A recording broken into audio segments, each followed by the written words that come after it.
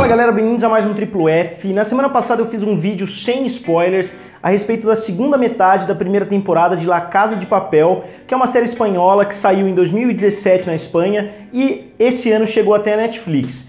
Então hoje, como prometido, eu vou fazer um vídeo com spoilers, abordando os temas que eu não consegui abordar no vídeo sem spoilers. Primeiro eu vou dizer que eu discordo das comparações frequentes que eu tô vendo, que La Casa de Papel parece uma novela, que La Casa de Papel parece um novelão, como eu vi em diversas publicações por aí. Eu não discordo tanto da comparação, mas eu acho ela injusta, porque se você fala isso da Casa de Papel, você tem que falar isso também de séries como Arrow, como Flash, como Supergirl, como Grey's Anatomy, como quase qualquer outra série que trabalha esses elementos meio novelescos. Inclusive muitas séries têm um tratamento bem mais de novela do que La Casa de Papel. Eu não sei se as pessoas fazem essa comparação pelos personagens falarem em espanhol, mas eu não concordo tanto assim com essa comparação, porque se você comparar com La Casa de Papel, você tem que comparar com várias outras séries também. Mas agora, entrando nos méritos da série em si, eu vou descrever rapidamente os acontecimentos da segunda metade pra gente estar a par, e eu vou abordar depois os pontos principais, os pontos negativos e os pontos positivos dessa segunda metade. A gente retoma a série com o professor e a inspetora exatamente onde a primeira metade parou. Eles estão chegando àquela casa onde eles se reuniram para fazer o treinamento pro plano de invadir a Casa da Moeda. Então a gente está achando que tudo deu errado, que o plano foi por água abaixo, mas não, tudo isso estava nos planos do professor, então para ele não teve mal nenhum, porque já estava tudo organizado, com exceção de algumas provas que eles encontram que o professor não tinha esperado. E eu não achei que ficou muito bem explicado por que ele deixou a casa ser encontrada, porque ele planejou tudo ao invés de simplesmente destruir todas as provas. E depois de alguns dias, a professora descobre a identidade do Salva, que é o professor, que é a identidade que ele escolheu para interagir com a inspetora disfarçado. E eu acho que ela descobre novamente, na verdade, porque ela já tinha descoberto na primeira metade, mas ele conseguiu convencer ela de que ela estava errada. E depois de descobrir tudo isso, no final da temporada, ela acaba se rendendo e acaba virando quase que uma cúmplice da quadrilha, inclusive agindo para que a polícia não encontre o esconderijo onde o professor tá. E enquanto isso, dentro da Casa da Moeda, os membros da quadrilha estão com um relacionamento cada vez mais difícil. A Tóquio faz quase que um motim tentando derrubar o Berlim depois que ela perde uma eleição informal ali. Eles votam entre sair e entre continuar lá dentro e ela perde. E ela dá um motim, ela tenta tomar o poder do Berlim, ela tortura o Berlim e o Berlim decide expulsar ela da Casa da Moeda, entregando ela para a polícia.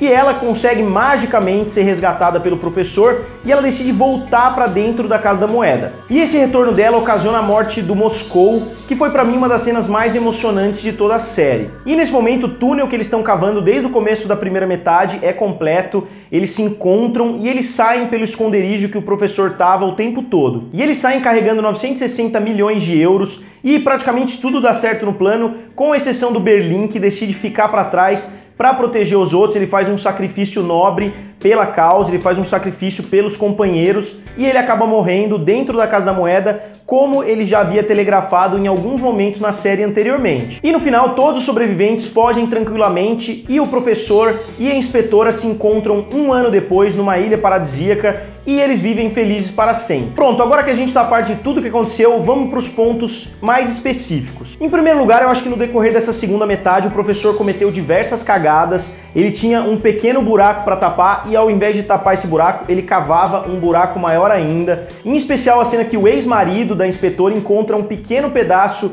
de queimado ali dentro da fogueira, dentro da lareira da casa, e ele faz um monte de coisas, ele acaba se prejudicando muito mais para esconder aquele pedacinho de papel. Ele queima um papel enquanto ele tá junto com o cara e o cara não sente o cheiro do queimado, sendo que era só um pedaço de jornal antigo com a foto do pai dele. Dificilmente eles conseguiriam criar uma relação entre os dois com aquele pequeno pedaço de papel queimado, e ele acaba sendo depois descoberto por causa disso. E além disso, a cena da briga, que ele derruba facilmente o cara, que é um policial treinado, eu achei meio forçada, e ele correu o sério risco do policial simplesmente descer do carro e dar um tiro nele, porque afinal ele estava armado e ele ficou dependendo do fato do cara deixar a arma no carro. Outra cena que eu previ alguns momentos antes, que seria o motivo da professora descobrir a identidade do professor, foi quando ele se veste de palhaço. Eu achei essa cena muito exagerada, primeiro porque a polícia poderia simplesmente prender todos os palhaços não explicou por que tantos palhaços estavam lá no corredor ao mesmo tempo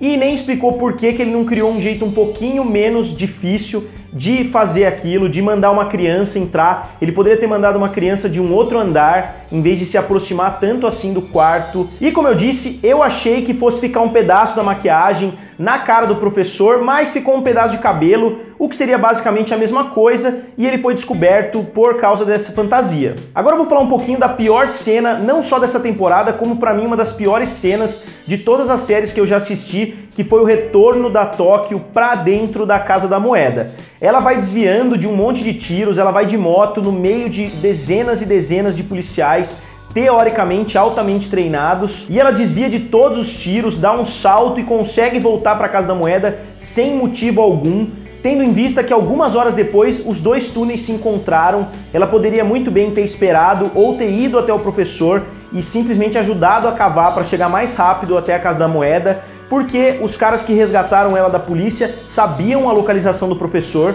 então ela poderia muito bem ter ido junto e ajudado a cavar, mas não, por algum motivo ela quis voltar. A gente até entende que ela queria ver o Rio, que ela queria tentar matar o Berlim, mas a morte do Moscou acabou sendo inútil e algumas horas depois, como eu falei, ela já teria encontrado o Rio novamente. Isso só me faz acreditar que os policiais da Espanha são treinados pelos Stormtroopers do Star Wars. E o próximo ponto que eu vi alguns comentários, inclusive no meu vídeo anterior, foi da relação entre o professor e a inspetora. Muitas pessoas acharam extremamente forçado, eu também achei em certos pontos o relacionamento deles muito conturbado. Primeiro ela consegue pegar ele, ela consegue capturar, aí ele consegue desarmar ela e ele entrega a arma de volta para ela, devolvendo o status quo de algumas horas antes, quando ele consegue desmaiar. Aí ele sai andando como se nada tivesse acontecido, ela não vai atrás dele, ela nem atira nos pneus e ela acaba ficando perdida, voltando a pé. Então eu achei essa cena em especial muito forçada.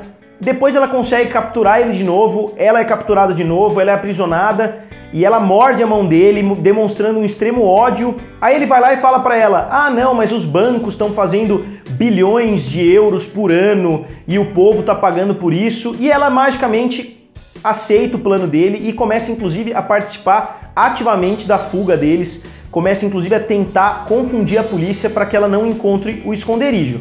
E eu acho que se isso tivesse acontecido de verdade, só o fato dela ter enrolado tanto no final para entregar onde é o esconderijo do professor, ela já seria considerada uma cúmplice e ela teria que ficar presa provavelmente. E quanto ao plano em si, eu acho que eles conseguiram dar um desfecho competente, eu acho que todos eles conseguiram fugir de uma forma tranquila e não tão exagerada assim. Mas eu não entendi como o professor fez para sumir literalmente com um caminhão de dinheiro. Se ele tivesse em algum lugar perdido na Espanha ou em algum lugar da Europa, tudo bem, mas ele conseguiu fugir para outro continente de avião. E como que ele conseguiria fugir com tanto dinheiro vivo assim? Eu acho que isso ficou um pouquinho mal explicado. Eles poderiam ter feito pelo menos uma, duas cenas de transição entre o fim do roubo e os 365 dias depois, conforme a gente viu.